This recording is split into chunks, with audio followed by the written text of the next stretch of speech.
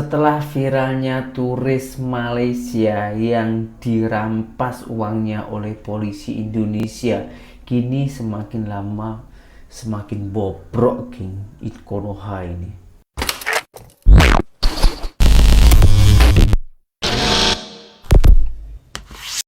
Hai, halo geng, assalamualaikum warahmatullahi wabarakatuh. Berjumpa kembali dengan saya Zainal Story. Sebelum video ini saya mulai, gimana kabarnya kalian semua? Semoga semua yang menonton video ini baik-baik saja, dimurahkan rezekinya, selalu berpikiran yang positif dan dijauhkan dari mara bahaya oleh Tuhan yang Maha Esa. Setelah usai viralnya polis Indonesia yang tengah merampas uang turis Malaysia, kini lagi viral, lagi gempar di Indonesia ini, geng. Kalau kita cakap soal korupsi ya, koruptor itu di mana-mana negara sebenarnya ada, sama-sama ada lah. Cuman di bagian negara ada yang besar, ada yang kecil, ada yang tegas, ada yang kurang tegas, geng. Kita cakap dengan undang-undang korupsi di Malaysia. Setahu saya, geng ya, kalau ada yang salah nanti mohon boleh dibenarkan. Setahu saya kalau korupsi di Malaysia itu dimiskinkan, geng. Benar-benar dimiskinkan. Siapa-siapa tak tahulah itu aparat tentang keluarganya ataupun siapapun lah, siapapun tak terkecuali kalau di Malaysia itu ada orang yang melakukan koruptor itu akan dimiskinkan. Jadi hasil kerja sendiri ke hasil koruptor ke janji melakukan korupsi itu akan dimiskinkan. Semuanya dirampas oleh pihak kerajaan Malaysia, geng. Kalau di China, di negara China sana malahan dihukum mati, geng. Yang dulu itu China itu benar-benar masih bawah ya, sekarang itu sudah melangit, serupa dengan Malaysia lah ya, sudah maju lah, bisa dikatakan maju. Itu karena apa? Karena ketegasan pemerintahan China sana, geng. Sehingga boleh maju sampai saat ini. Yang baru-baru ini di Indonesia ini yang paling banyak diperbincangkan oleh para netizen, geng. Oke, kebetulan saya pun juga sudah mengumpulkan semua video-video tersebut, geng. Keluh kesan rakyat Indonesia tentang undang-undang di negaranya sendiri. Oke, geng, nggak usah berlama-lama, langsung kita simak saja videonya. Di mana-mana mah rakyat yang jadi beban negara. Kalau di Konoha mah lain, negara yang malah jadi beban rakyat. Ya gimana yang enggak? Kita yang mestinya dimanjain sama fasilitas dan disejahterain pemerintahnya, yang ada malah ketambahan beban hidupnya makin banyak. Yang terbaru kita ini dipalak 12%. Kok dipalak? Dipajak 12% maksudnya. Maaf, gue suka tipe. Ya gue tahu pajak itu kalau penggunaannya benar bikin rakyatnya sejahtera. Mestinya, seyogianya, idealnya. Kalau duit pajaknya dari kita, oleh kita, dan untuk kita, mending deh. Kalau penyerapan pajaknya dioptimalin, mending. Jadi kita nggak berat buat bayar pajak. Yang bikin rakyat berat buat bayar kan karena korupnya. Gaya hidup pemerintahnya yang kagak empati. Makasih Bu, Ya. ini pizzanya. Iya, makasih Mas. Silakan dimakan. Nih, gue lagi mampir di toko roti kenalan gue ini, namanya Dev Bakery di Ruko Cimanggu Center Point Bogor. Sengaja kesini mau nyicip pizzanya, lagi viral. Kangen ngepizza kan sejak Pizza Hut diboykot, mau. Pak, kuota naik, biaya skincare naik, bensin naik, berat badan gue naik, termasuk tepung buat pizza ini juga naik. Nih teman gue udah diworo-woro sama supplier tepungnya kalau bakal naik, termasuk sama keju mozzarella-nya. Nggak heran 9,5 juta rakyat dari kelas menengah turun kelas jadi rakyat rentan atau miskin, bener nggak? Efeknya nggak main-main, Pak. Kualitas hidup rakyat ikut terancam. Kalau apa-apa naik, jelas lah daya beli rakyatnya juga menurun. Izin sambil makan ya.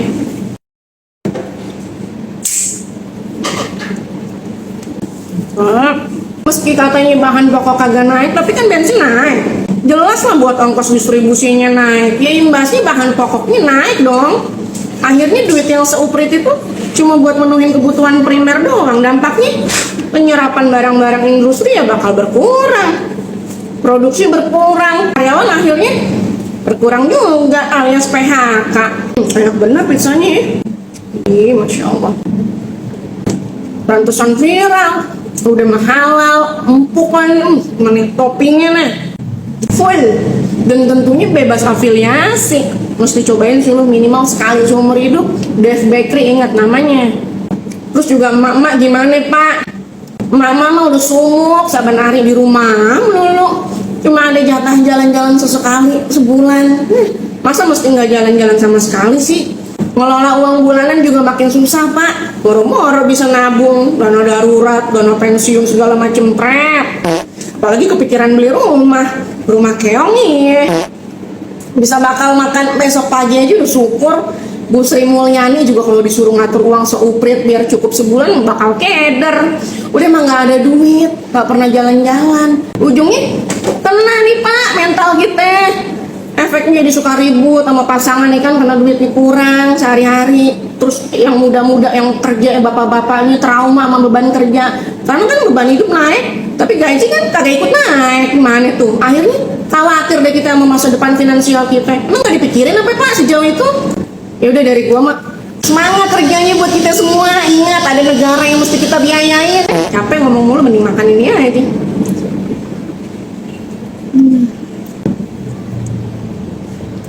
Di toppingnya full.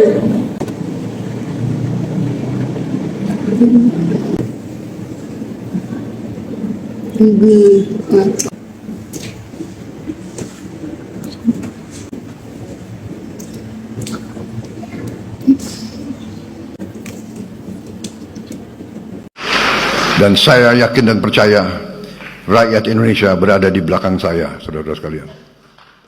Tidak Pak, tidak. Saya tidak ada di belakang Bapak. Tapi saya ada di depan Bapak. Selama Bapak memimpin negeri ini sesuai dengan apa yang Bapak katakan.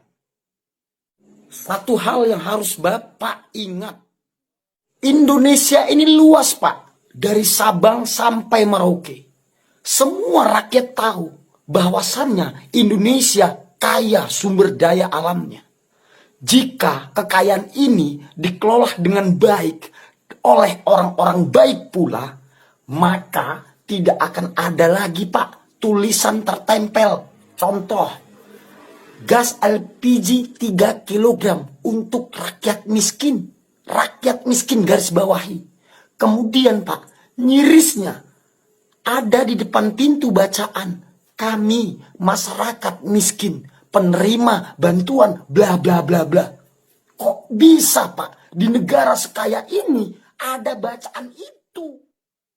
Bisa pula lagi Pak, air kita bayar, listrik kita bayar. Kaya Pak, negara ini kaya Pak. Saya bukan ahlinya, tapi saya yakin Bapak punya staf ahli. Ingat ya Pak, seharusnya dengan negara yang kaya ini, setiap kakak itu bisa menerima uang bulanan Pak dari negara. Itu Pak, bukan dengan bansos-bansos. Sakitnya lagi Pak, sakitnya lagi. Banyak yang menyampaikan bahwasannya bansos itu tidak tepat sasaran. Pak, saat ini Indonesia ada di genggaman Bapak. Kebijakan-kebijakan ada di Bapak. Saya ada di depan Bapak. Buktikan Pak. Buktikan semua apa yang menjadi impian Bapak untuk bangsa dan rakyat Indonesia ini Pak. Bagi mereka yang mengejek, mengolok Bapak, biarkan. Buktikan Pak. Buktikan kalau Bapak bisa.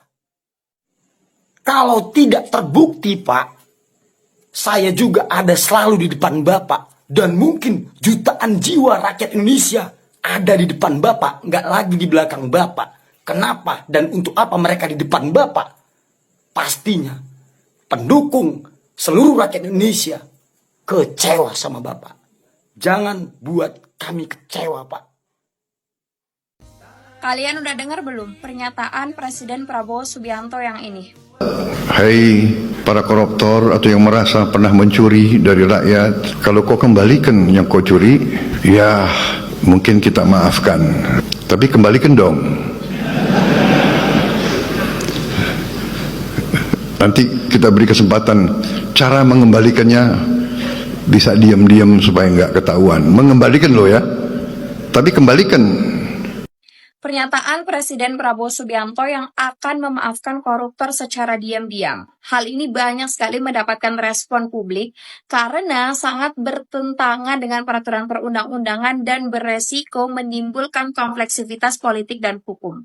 Secara sederhana aja nih ya, kita lihat dari 3 asas pemerintahannya.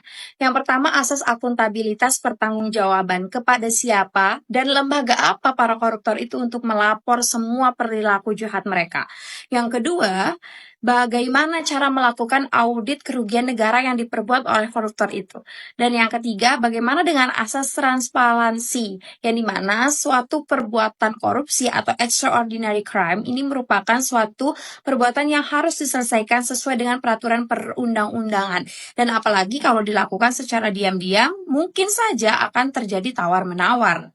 Dan wacana Presiden untuk memaafkan koruptor secara diam-diam, hal ini sangat bertentangan dengan sistem peradilan di Indonesia yang menganut sistem due process of law. Dan kalaupun ya hal ini diberlakukan, maka akan banyak sekali peraturan perundang-undangan yang akan dirubah. Mulai dari KUH pidana, undang-undang anti korupsi, undang-undang penyelenggaraan negara yang bebas dari KKN. Dan jika hal ini sangat kekeh untuk diberlangsungkan, maka sudah tidak ada lagi tindakan tegas terhadap koruptor. Dan kalian juga harus tahu bahwa pemaafan koruptor di negeri ini harus berdasarkan dengan konteks peraturan hukum dan undang-undang yang berlaku, bukan menggunakan amnesti dan abolisi sesuai dengan pernyataan Menteri Yusril Iza Mahendra. 3 instrumen hak prerogatif yang dimiliki oleh Presiden ini pun tidak bisa digunakan dengan semaunya. Karena penggunaan daripada 3 instrumen ini harus pada situasi dan kondisi yang mendesak. Kalau kita ingat sejarahnya ya, penggunaan 3 instrumen ini banyak digunakan pada gerakan Aceh Merdeka, kemudian Fravilin Timur Leste, sampai kepada para tahanan yang ingin mengeluarkan diri atau melepaskan diri dari negara. Karena itu, penggunaan 3 instrumen hak prerogatif Presiden ini juga harus mendapatkan persetujuan dari DPR. Daripada penyelesaian korupsi ini dilakukan secara diam-diam, ada loh opsi yang jauh lebih baik seperti melakukan revisi kepada undang-undang anti korupsi yang sampai dengan saat ini sudah banyak ketinggalan zaman. Mulai dari pasal 2, 4, 5, 11, dan 15. Selain itu juga sangat perlu dilakukan pengesahan terhadap undang-undang perampasan aset. Dan tidak lupa memperkuat lembaga pemberantas korupsi. Jadi guys, menurut kalian gimana?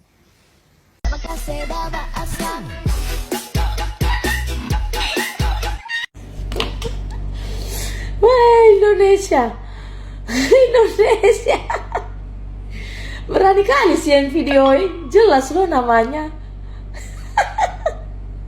Terselip pula ya amplop itu. Bahaya ini. Cina eksekusi mati Li Jianping karena gelapkan 6,6 T, korupsi terbesar dalam sejarah. Sedangkan di dimensi lain, hal meringankan dalam vonis Harvey Mois, sopan, punya tanggungan keluarga. Jadi maksudnya Li Jianping itu gak punya tanggungan keluarga, atau gara-gara Li Jianping waktu ditangkap itu dia berontak gitu, jadi dia gak sopan, makanya dia langsung dihukum mati. Sedangkan yang satu ini yang sudah kita ketahui dia menjadi pelaku dalam kasus korupsi 271 T ini, pas ditangkap sopan gitu. Silakan Pak, tangkap saya. Iya Pak Hakim. Nah gitu. Terus saya punya anak dan istri, saya punya orang tua, saya menjadi tanggungan, saya menanggung kebutuhan mereka gitu ya. Makanya itu yang membuat dia diringankan gitu. Korupsi 300 triliun cuma dihukum 6,5 tahun. Kalau ada saat ini orang yang mau ngasih saya uang 100 miliar, saya siap dipenjara selama 6 tahun. Coba kalau kita pikirkan saja. Ini kerja di perkebunan kelapa sawit dengan UMR sekitar 3 jutaan, anggaplah 3 juta. 3 juta kali setahun 36 juta. 36 juta dikali 50 tahun itu cuma 1.800.000.000. Bayangkan kamu punya uang 100 miliar. Berapa tahun kamu bisa hidup hanya engkang-engkang kaki aja di rumah. Ataupun mau jalan-jalan kemanapun bebas. Bah, saya kalau diberi orang 100 miliar, saya mau di penjara. Kalau Indonesia menerapkan hukuman mati untuk koruptor seperti di Cina bagaimana ya? Ya bagus banget, negara kita pasti cepat majunya. Tapi kan kita udah sering tahu, sering nonton di berita bahwa rancangan undang-undang tentang kejahatan korupsi ini sebenarnya udah ada dari dulu. Tentang hukuman mati, tentang dimiskinkan. Tapi masalahnya si pembuat undang-undang ini, mereka nggak mau mengesahkan. Dan semua nanti kalian bisa baca ya di berita. Karena apa? Ya mereka pasti takut. Sebab kalau mereka mengesahkan, mereka juga lah yang akan jadi korban. Itu jadi senjata makan tuan namanya. Jadi ada yang perlu dirubah di sini sebenarnya. Karena kenapa? Karena mereka naik itu dengan duit. Sehingga kalau mereka mengesahkan itu, sama aja mereka tuh bangkrut, nggak balik modal. Gimana caranya mereka bisa balikin modal mereka? Mereka itu pengen jadi lebih kaya, lebih sukses, lebih maju. Sehingga berkorban habis-habisan, buang modal, buang duit untuk bisa jadi. Setelah jadi, ketika mengesahkan undang-undang itu sama aja bunuh diri. Mereka nggak ada yang mau. Sehingga kalau memang undang-undang itu mau disahkan, ubah dulu masalah pemilihannya. Kalau kita tahu dulu ya, anggota DPR itu dipilih oleh partai. Sedangkan partai sendiri itu dipilih oleh rakyat. Jadi dulu pemilu tuh gampang. Cuma ada 3 pilihan partai. Tinggal pilih aja mau yang mana. Nggak ada foto-foto orang. Nanti